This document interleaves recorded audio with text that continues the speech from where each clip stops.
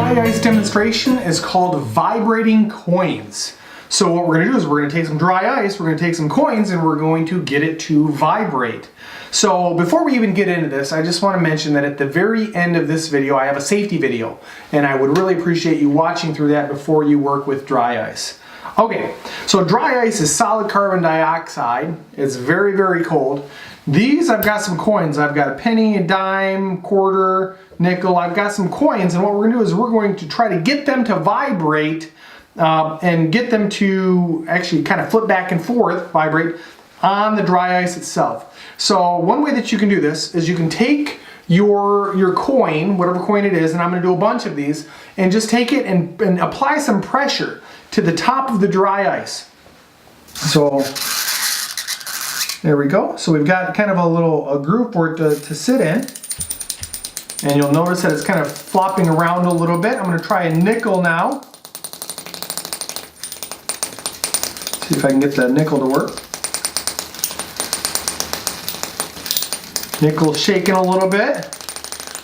See if I can get a dime to work down here. Dimes are working a little bit. Starting to fall. Nickels all the way over. Okay, let me see if I can set up a couple more here.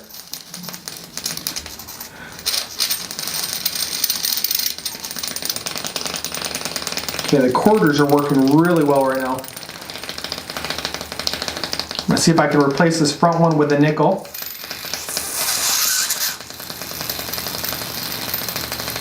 I'm going to try a penny on the back here.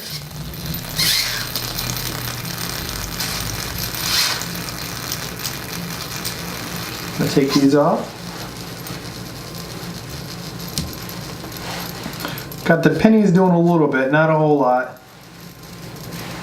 To me, warm up. So I'm warming up the quarters again. We're going to give them another go just because they're fun to watch. Let's see if we can get them shaking a little bit more.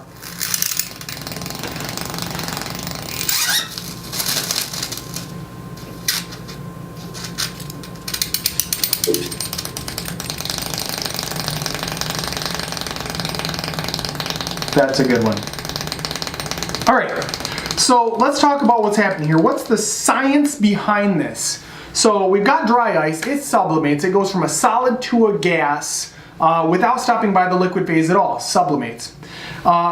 If we do something to heat this up or apply more energy to it, more heat to it, it's gonna sublimate faster. And that's what's happening when we press the coins on here. So the coins, they're a good conductor of electricity, they're a good conductor of heat. So what's happening is by pushing this metal coin down into there or coming into contact with it, what it's doing is it's supplying more energy to the dry ice, which is helping it to very quickly change from a solid to a gas.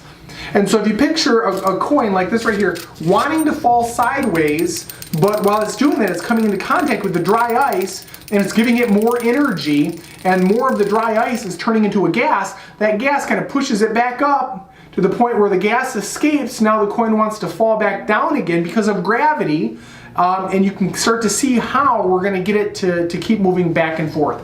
So using these coins on dry ice, it's a lot of fun. Now you'll notice the coin that I just pulled off of there has been sitting there for a while, and it's really cold. Okay, almost the same temperature as the dry ice. So if you have something like that, it's not being a good conductor of energy, it's not being a good conductor of heat, supplying it, so it's not producing gas faster, and that's why it's not vibrating.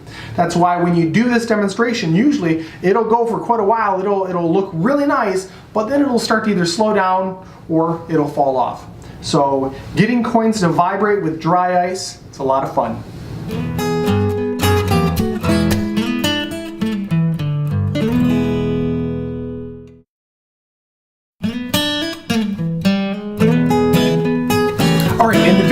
Just watched, I was working with dry ice.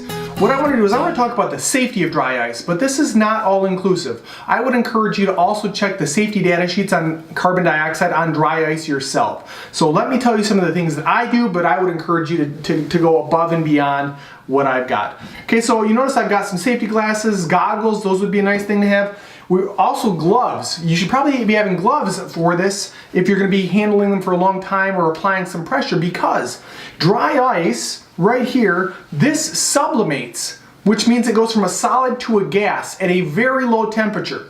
So in Fahrenheit, that's negative 109.3 degrees Fahrenheit. In degrees Celsius, it's a negative 78.5 degrees Celsius. So this is really, really, really cold. So if you go outside on a snowy day, you know, you could get frostbite if you're out there for a long time. Or even if you have ice on you, you've got a little while. But with this right here, this dry ice, without gloves, if I set this in my hand, right about there, that's about how long you have until it's going to start hurting, because it could be harmful beyond that point. It could actually freeze your cells and we could have some serious damage. So as you're working with dry ice, you need to have gloves. Thin gloves like this aren't going to do the trick, even if you have gloves like this. So maybe some kitchen gloves for doing the dishes. This right here, it's not very thick and it's not going to protect you for very long. So warm gloves like this, snow gloves or an oven mitt, those are things that will protect your hands if you're going to be working with this. Now, if you've worked with dry ice quite a bit, or if you want to work with dry ice quite a bit, and if you look at me right now, I've got the dry ice and I keep it moving. And if it keeps moving where it's not coming into contact with my hands for very long, then I'm okay. But again, if I take it and I set it right here, right about there, that's when it's going to start to sting. So I don't know what that was, maybe about 2 to 3 seconds. That's something that you need to be really careful about with dry ice. Now, I've seen videos before and I've seen people take this, they'll put it in their mouth and they'll do the same thing. They'll move it around and they'll blow out, you know, smoke, carbon dioxide smoke. Don't do that. That's not very smart. All right, so the safety of dry ice, please be safe.